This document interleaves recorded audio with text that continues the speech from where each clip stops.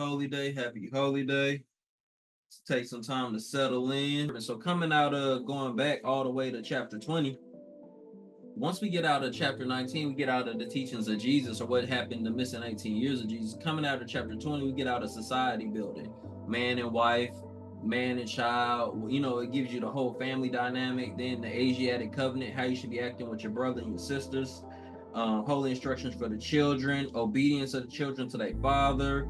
Then we get instructions on unity. Then instructions on the rich and the poor. So when I picked up rank in the military, they said, "Oh, you're gonna have more responsibilities now." But one of the things that they taught us when we picked up rank in the military was how to delegate duties. Meaning, don't take on everything yourself because it's gonna wear you down. Know how to pick your people out right, and hey, you do this, you take out the trash. You have to be a major duty, but don't try to take out the trash yourself. Learn how to separate the powers effectively so you don't wear yourself down.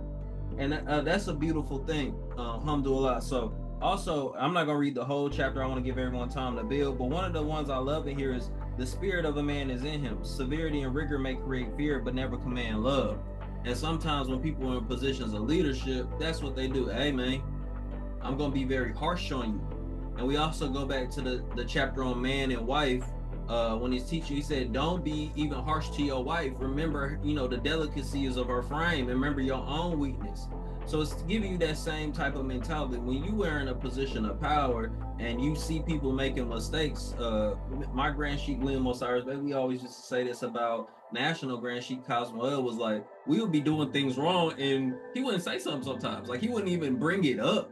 He'd allowed us to grow where we're at, because sometimes people could be making mistakes and being overcritical too early will kind of stops their development, right? Also, in the same sense, that's why you have to have balance. It teaches us in the chapter on obedience to the father that if you see them making mistakes in their youth, correct them so they don't develop bad habits. So you gotta have somebody who's compassionate and has your best interest and knows what they're doing when they're correcting somebody. Because one, you could be overcritical and not allowing them to grow naturally. And two, you could be negligent on your duties as a parent or as someone in leadership and allow bad habits to flourish. So I love that this book, our Circle 7 is divinely prepared pamphlet. Let me say it like that. It gives us balance on all of those, rich and the poor, even when being compassionate and being in a leadership position. So it's a great way to learn because, like I said, you could be overly critical and stop someone from progressing. And then you could be, like I said, negligent and you don't give them the necessary support or the necessary criticism or correction that they need to grow properly. So I think that goes back to one of my favorite keys is the wise man doubteth often. So you always got to make sure you in that right type of balance, whether you be in the leader, whether you be in the master, whether you be in the servant, whether you be in the husband, whether you be in that father figure, making sure you are acting appropriately in your station. And also it says something about judging who you're talking to properly. You're not going to talk to an old woman the same way you're going to talk to your wife. You're not going to talk to the children the same way you're going to talk to a grown man. And what that has a lot to do with is manners. How are your manners? How is your etiquette? And that's a beautiful thing to learn, because when we think about the Moors in 7-Eleven, when they went into Europe, what did they go in there and do to those people? Those people were uncivilized, right? They were sleeping with their animals. They wasn't taking showers. They didn't know how to separate their meals. They went in there and gave them etiquette training. They gave them manners training. That's what civilization is, to have manners towards one another. So this is what our Circle 7 is teaching us how to be civil towards one another, from family, from man to wife to child, to your friendships, to society, to status, rich and poor, to master and servant, magistrate and subject, which gets into law and all these other types of things. So it's how to be civilized. And praise Allah that we had a prophet, Noble Drew Ali, who was sent to our nation to teach us these things. And so what we're here to do, right, is build character building. Why? We kind of talk about this often is any situation in life, we could come here and we could build on specific situations and we may find the answers to them, alhamdulillah. But the thing about that is the situations we go through in life are innumerable. It's a multitude of ways things can play out based on your personality, other people's personality, the situation, how hot it is, how cold it is, all type of things that play a factor, how hungry you are when you talk to somebody. You get what I'm saying? It's all kind of things that play a factor in your decision-making process. But what's one thing that's always constant? Who you are. At least that should be your character, your demeanor. You know, that does change emotional stuff. That's why we want to teach ones to be in control of their character, so that way, no matter what situation you were in, you can rely on those tools, your manners, your politeness, your, you know, if we was talking about as far as police, what they call that, they would call it, you know, how to de-escalate the situation. What all they talk about in training after something happens. Oh, we need to teach de-escalation protocols, and basically that's character building, how to talk to people properly. You get what I'm saying? How to do this properly. So with that, what I'm gonna screen share two things. One, I'm gonna go over this really quick, right? In connections with the objects, rules, and regulations of the Moorish Science Temple of America, I deem it proper to submit to you a brief statement of our organization covering its inception, rise, and progress of the Mohammedan religion. Now, these are all things pieced together, but they're all come from Noble Drew Ali's literature or the Moorish Guide, which I hope will be satisfactory and be a means of causing you at all times to adhere to the principles of love, truth, peace, freedom, and justice. The object of our organization, this is what I really want to get to. The object of our organization is to help in a great program of uplifting fallen humanity and to teach those things necessary to make our members better citizens. So that's the object right there. Object is to make you a better you. So right here, I brought up the etymology of what it means to be civil. Pertaining to internal affairs of a state, relating to civil law, relating to society, pertaining to public life, relating to civic order, benefiting the citizen, meaning not barbarous, civilized, a sense of being polite. So when you really look at civil, to be a civilization and to be civilized, is to have good manners. The essence of it is to know how to treat and to how to talk to people properly. So to have good manners is the fundamental principle of having a just and righteous society. So it may seem like these are little key concepts, like, oh, being polite, saying please, saying thank you, learning how to, you know, say peace if someone bothers you, keep it pushing. But these are the things that help a society flourish, and this is what stops a society from being a barbarous state. These are some of the things we come here to learn. We come here to learn national character, what it means to be a Moor. You were already a Moor before you came to this class. Let's be honest. This your nationality. You were already this. But Noble Drew Ali tells us in our one-on-ones, right? For what purpose was the Moorish Science Temple of America founded? For the uplifting of fallen humanity. How did the Prophet begin to uplift Moorish Americans? By teaching them to be themselves. Once again, showing you, once again, if we go back to the Moors in 711 who went into Europe and civilized them, taught them how to bathe, taught them how to do this. It's teaching you how to be an upright, independent, and fearless Moorish American. So it's not about anything you don't do already. These are things like a lot of these things, as our brother Grand Sheik always talks about, a lot of the sayings we already knew. Our grandmas was saying them back in the old day. Our Grand Sheik says this all the time. I call it just being good home training. And that's all we're really trying to do. Hey, if we get you to be civilized, if we can get you to show you some of these good manners and take this into your daily life, it becomes a barrier between you and a lot of calamities. And it's really, you know, it's as simple as that could be, because all good comes from God. Jesus said that in the gospel. So it's as simple as that can be, as complex as that can be too. So we want to start with the basics, you know, just learning how to be good, learning how to talk to our wives correctly, or our husbands correctly, learning how to talk to our children correctly, learning how to talk to our brother and sister correctly, learning how to talk to, you know, when we talked about the rich and the poor status wise, learning how to talk to maybe people who are rich in a certain way, learning how to talk to poor people in a certain way. Then we get in magistrate and subject, learning how to talk to a master and servant, learning how to have these interactions in a way where vanity is not involved, where arrogance is not involved, you know, where envy is not involved, getting rid of those things that cause discord in the society. So it teaches you how to appreciate each section. If you the servant, how to appreciate it. If you the master, how to appreciate it. That's a part of civilization, learning how to interact. And that ties back into I may misquote it. It's either chapter 2, 3, or 4. It's one of the early chapters when every little chapter 3, I think, is the unity of life. Everyone's bound by cords. Every living thing is bound. So the cords that bond us is Allah, and the way that we express these cords and the way that we talk to each other properly is our manners, is our good conduct, and these things build affection. And that goes back to chapter 25, the holy covenant of the Asiatic nations. Let the bonds of affection, those are those cords. But if those cords are strung together with harshness, think about a cord that's strung too tight. It's easy to snap. You get what I'm saying? So you got to have the right amount of discipline, but you have the right amount of compassion. Going back to what we started the class with, or the holy day meeting with balance. Now think about chords and thinking being in harmony. Now, if we play these chords correctly, it's beautiful music. But think about not being in harmony. Your guitar ain't in tune. Your piano ain't tuned right, but you hitting the keys. It don't sound the same. It don't make the same kind of harmonious music. And they talk about this also in the Circle 7. It said man and birds vibrate in unison and help the birds sing. Don't do a lot. So if we are being civil to one another, it also talk about, man, you should be kind to man. It's a duty for you, so man should be kind to you. So if you playing your chords right, you being civil, you being harmonious with nature, with God. Also, Noble Drew Ali talked about that in his literature.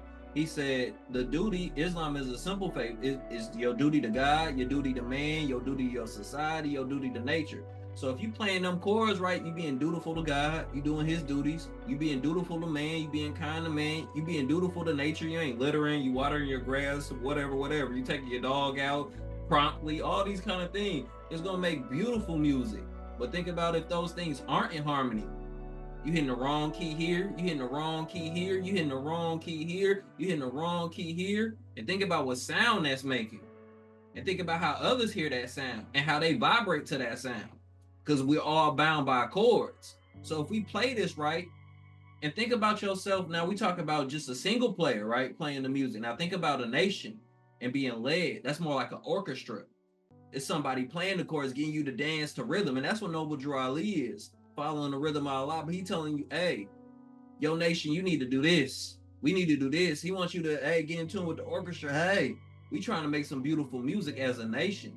And that's how we got to kind of look at, not how we kind of, but it's just an example of how we can look at these things when we get in tune with one another. We talk about that all the time. Hey, I'm trying to get in tune with you. I'm trying to lock in with you. So how is a good way to do that? Be kind, be compassionate, obey your social duties, right? So let's read over that chapter really quick. And then if it's any more hands, then if not, I want to once again say high honors to the sisters on the call and high honors to, we have a lot of people reaching out. Praise Allah, loving the demonstration, want to be a part of it. So I praise Allah for anyone who's taking their time to come be a part of the demonstration.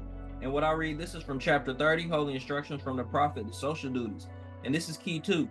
It is the duty, therefore, to be a friend of mankind, as it is thy interest that man should be friendly to thee.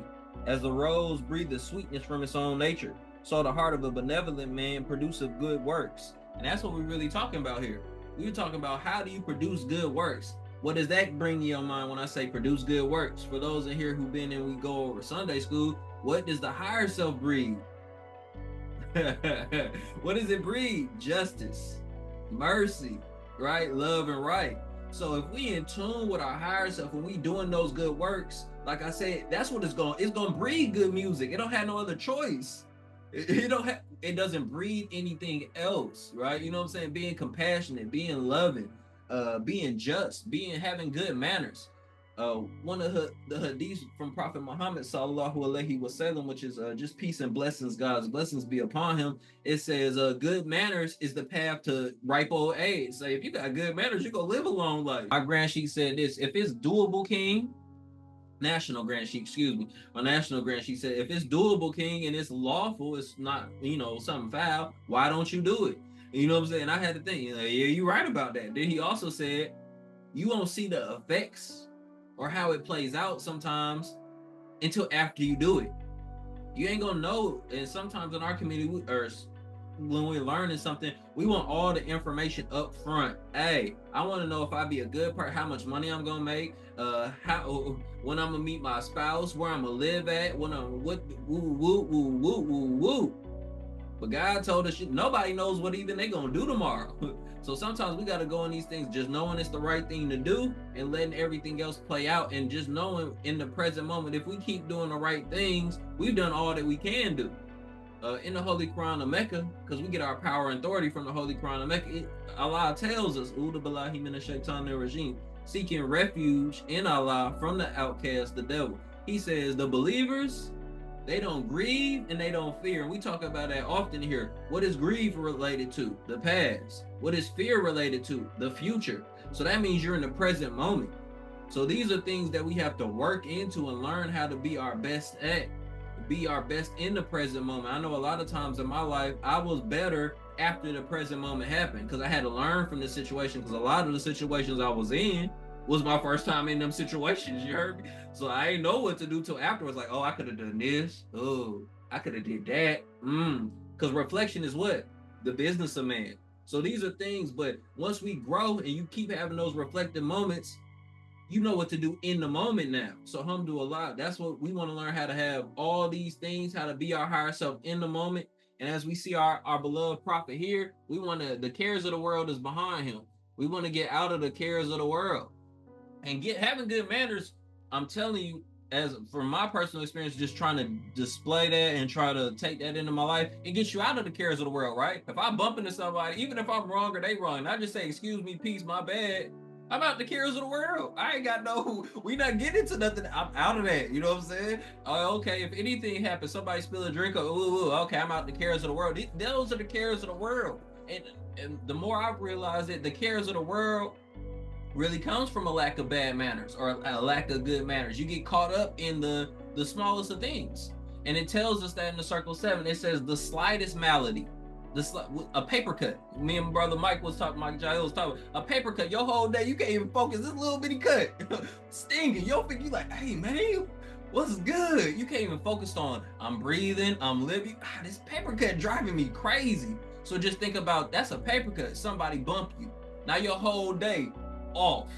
Man, I can't, what they think I'm soft. They try to play it, brother. Woo woo. Now the next person, you on 10 on them, and they really didn't, you know what I'm saying? So this is how the smallest malady can affect your whole day and throw you off your course, when it was something as simple as, letting it go. Once again, not grieving, which is the past, and not being fearful. And that's how small interactions of bad manners lead to being in grief. Now I'm mad about something that happened 30 minutes ago, and it wasn't even a big deal. Now I'm carrying it on for 24 hours. Now my next interaction, I got a little hostility because somebody stepped on my shoe 14 hours ago. So, buddy, you better say, please, bro. Now I'm talking to, I got a lot of aggression in my tone. You get what it carries over. Now that's grief from the past. But what does that lead to? Also, now I'm just trying to show you how grief and fear are connected and take you out of the present moment. What's happening? You grieving from the past. Now you got fear of the future. Somebody trying to play with you, right? Ain't nobody playing with me.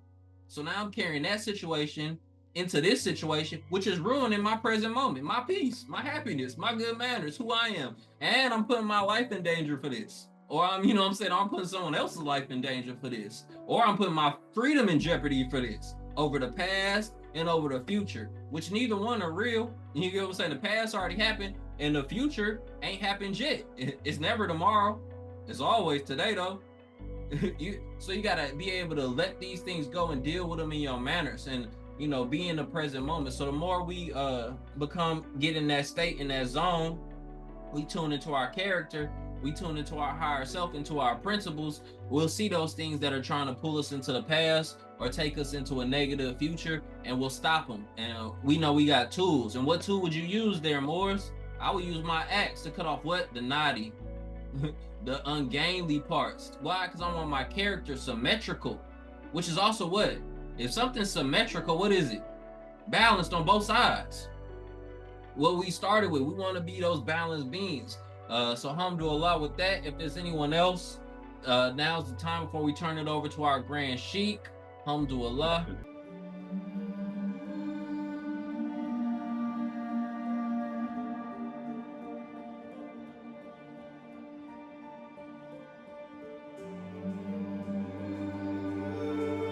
Happy holy day, happy holy day.